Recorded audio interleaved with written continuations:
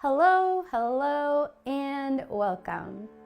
My name is Jessie Robertson from the website jessierobertson.com. Today, I'm going to show you guys how to create your own cards using acrylic paper.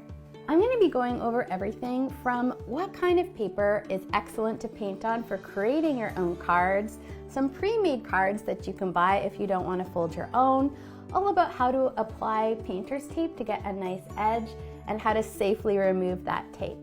Well, let's go ahead, we'll zoom in, we're gonna take a peek at our supplies, and then we're gonna launch right into creating our own cards. Now, I wanna show you the two sizes of cards that I like to work on. And by the way, this is a little pre-made card, so it's 5 by 7, and I wanted to show you this specifically because this is a card that I've stuck in a little frame.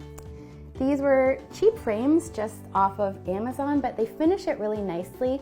And if you're gonna take the time to paint something, say someone really loves, and it doesn't have to be a holiday card, if someone loves sloths or landscapes or Highland cows, you can paint anything on a card, and then gifting them a little frame allows them to put it somewhere special in their house or office. So I think hand paintings that come with a frame can make really sweet gifts. So this was done on a 5 by 7 size, which is a little bit smaller. If you want a little bit more area to work on, you can customize your own cards by folding your own heavyweight paper, and that's what I want to show you today. So this size is a little bit bigger than the 5 by 7 size. So here they are side by side so you can see. So this little blue jay is a 5 by 7, and this is a 9 by 12 sheet of acrylic paper that I have folded in half. So the tiny size is standard size and will fit in any frame, but you can custom make cards any size you want, including very, very large cards. If you wanted to make like a silly novelty card, I think that would be really cute too. So really your imagination is the limit when choosing the size of your card. So I'm going to change the camera angle so it's pointing down at my desk here so you can get a really good look at our supplies. There we go. That's my desk. That's my desk. And you don't need a big space to paint in, just a little teeny tiny space. So let's go ahead and start talking about the supplies that we need to make our own cards. And again, fold your own or get some pre-made cards. Pre-made cards are cards that are already folded for you.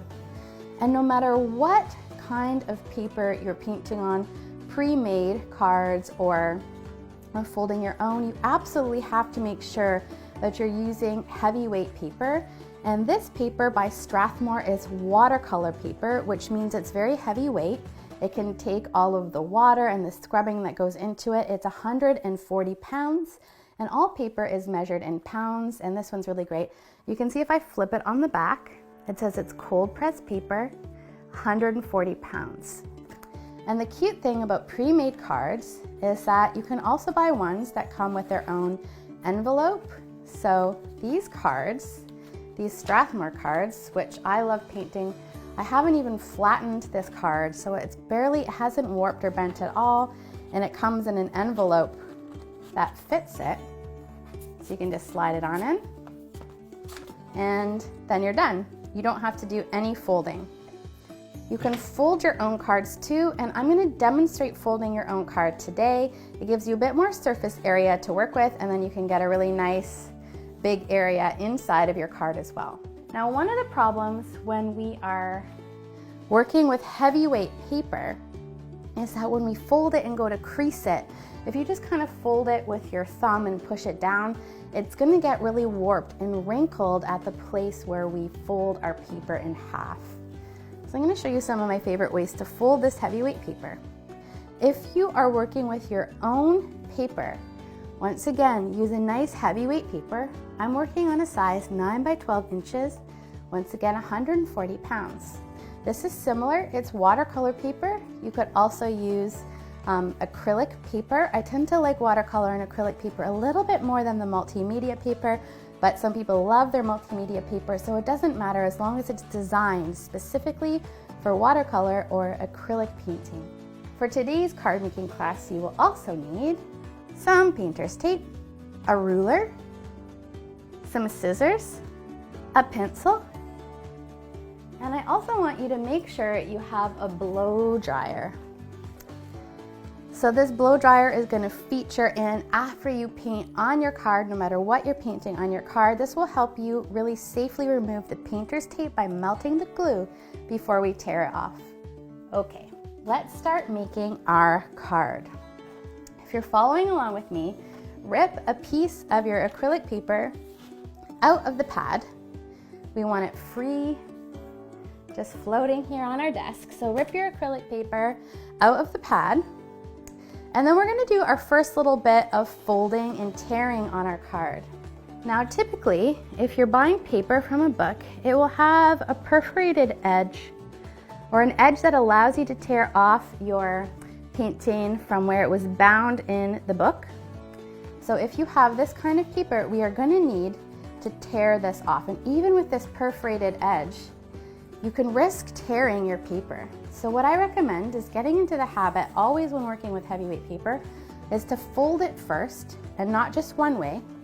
Fold it one way, and then flip it over, and then fold it back the other way. And you're gonna feel it's gonna give you some resistance because this is super duper heavyweight paper, but fold it, fold it.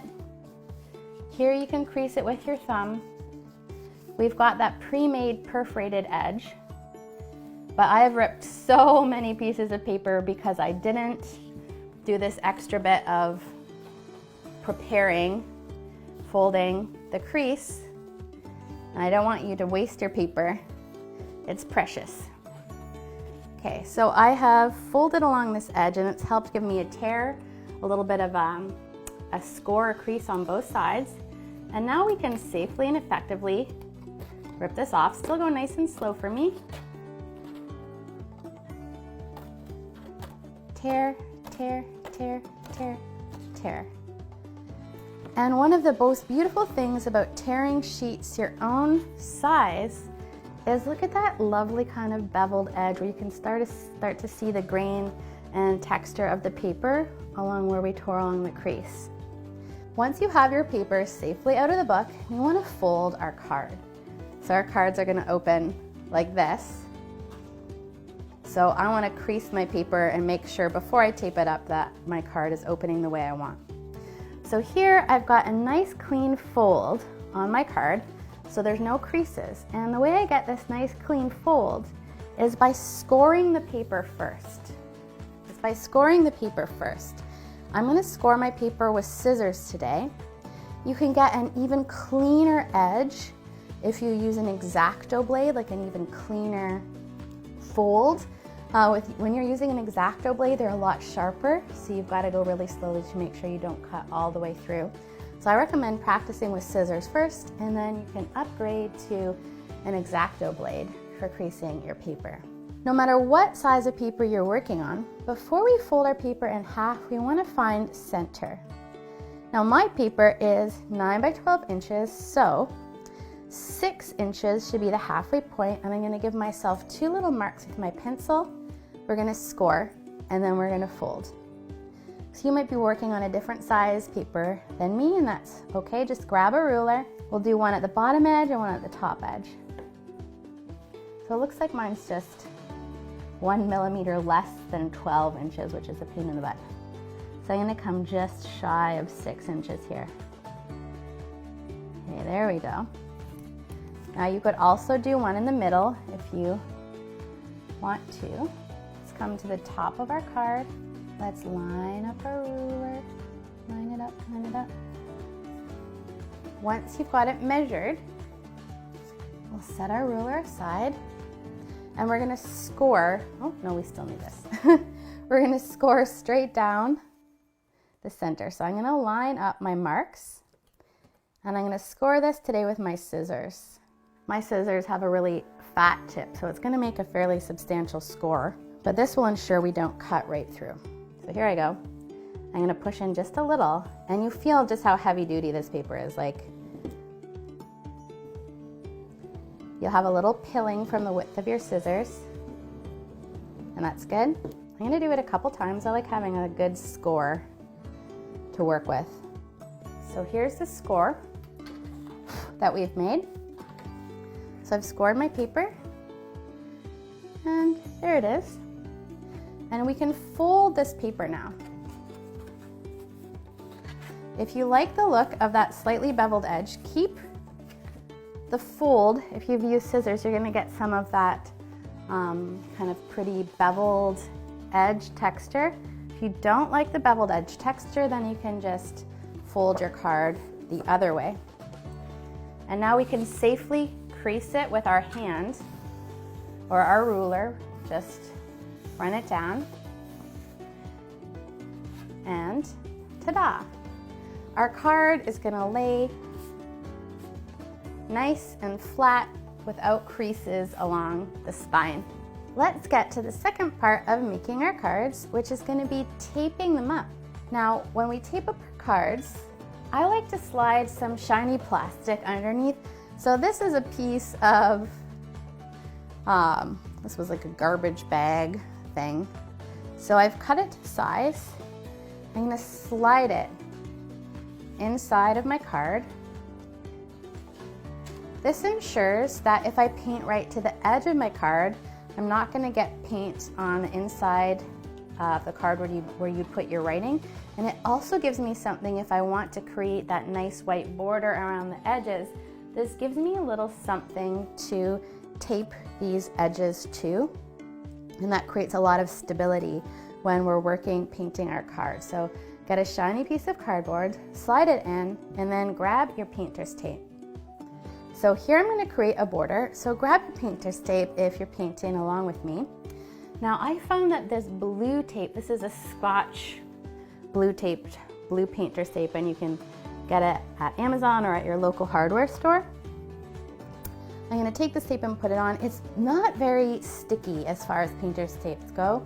When I use masking tape or when I use green tape, or if I've bought a new tape and I don't really know how sticky it is, I'll rip my tape to size and I'll stick it on my sweatshirt or my jeans first, and that takes down a little bit of the stick. And if you've never painted on paper before, you know that when you go to peel off the tape, it can sometimes rip your image after it's finished, which is really heartbreaking. So you can just kind of run your tape along your clothes and then rip it if your tape is super duper sticky. So let's tape up. Here's where we want to get precise-ish again. Now, even if you've got dark tape, you'll notice when you hold it close to your card, you'll be able to see through it. So if you don't want to use the whole width of the tape as the border, I want to just do half of it. Then I can stick my tape down and tape up, and here I've used half, and you can see that you can see right through the tape, and then just give it a push down. And just for ease of when it comes to peeling it off, I like to do 2 long and then the 2 wide. The hardest edge tape is always the spine, because again, we don't have the border to tape to there. So let's measure. And then I gotta lean in a little for this one. Now I'm gonna fold it right over the edge, just so it's not in the way. Now we wanna tape up our sides here as well. So just little bits. If you want the same width, you can do all kinds of fun stuff with painter's tape, including taping things off in triangles, plaid patterns. Now let's do our last edge together. Here we go, line it up, stick it down. And again, let's orient our cards so they open this way. This is it for taping up your cards. You've prepared your card to paint. And again, you can paint anything on these cards. You can do a long card so it opens this way. Hand-painted cards, they do make such beautiful, beautiful gifts for people. So you can paint at any time of year, birthdays, sparklers, New Year's. It's great fun. And mini paintings are rewarding. They're like reading poems or short stories. You know, you can paint a nice a whole picture in a little bit of time. Okay, that is it for card making until we get to the end of our painting, where I'll show you how to pull off the painter's tape safely. Now you can see when we paint on paper and we want that border, we've got our tape and we've likely painted over the edge. Now if you're pulling the tape off, because the paint is going from the tape to the canvas, it can catch on the paper and it can rip the paper. The blue tape I find is so good, it almost never pulls, but I still like to play it safe. I'm a thick painter, not so much today, but in general I'm a thick painter and I've had so many accidents, it can be really heartbreaking. So I like to melt the glue of my tape by blasting it on hot with my blow dryer before I peel it off. So let's do that now. And you'll see that white border just gives it such a magical, like clean looking edge. So here we go.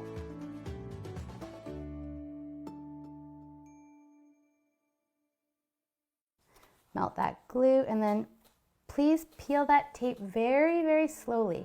If you feel any resistance, and then I want you to blast it with your blow dryer one more time.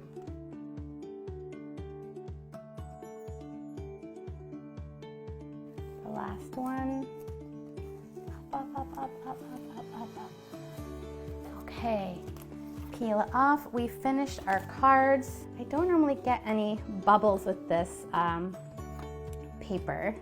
I got a tiny little one today, so I'm gonna press this with a book to get it to go totally flat. I'm gonna show you how you can fix any bleeding on your cards as well. When we're working with tape, sometimes we get the perfect edge with no bleeding, but more often than not, we're gonna experience a tiny little bit of bleeding of our paint coming around our tape. And if that happens to you, we're just gonna take a very clean brush. We're gonna go into our white paint. We're lucky because we're working on white paper. And just gently clean up any major spills with some white.